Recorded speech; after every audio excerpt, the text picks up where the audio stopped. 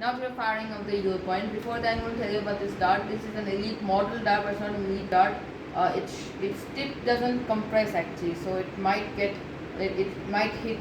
You might feel a little bit more pain than if you get hit by these in normal. But it's harder than them, and it might be cheaper because it's not Nerf vendor. So first I'm gonna use these dart and this dart because I lost one I don't know where. But then yeah. So yeah, let's start. One note on the dart storage: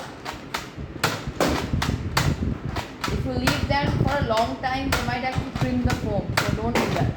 Oh yeah, goodbye. Oh. Now this one's gonna be on slam fire. I'm gonna do slam fire in this one.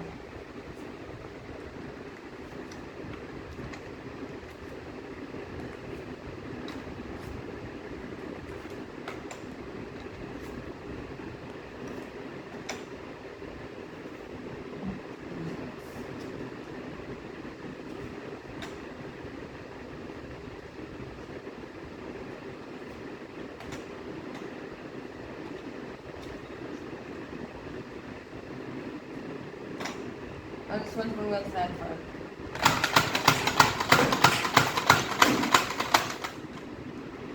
So that's it for the final demo. Now to my overall opinion.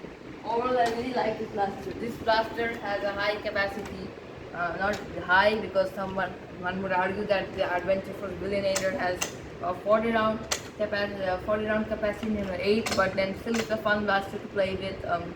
If you're a competitive nerfer, you may have to may have to like think about that. But if you are a target shooter, definitely buy this.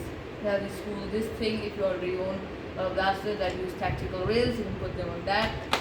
Now this one is very similar to the Alpha Strike Wolf, but then it has a higher capacity than the Wolf, and as I told you, this scope is molded and can be taken off, while this scope can be taken off and go on to any blaster.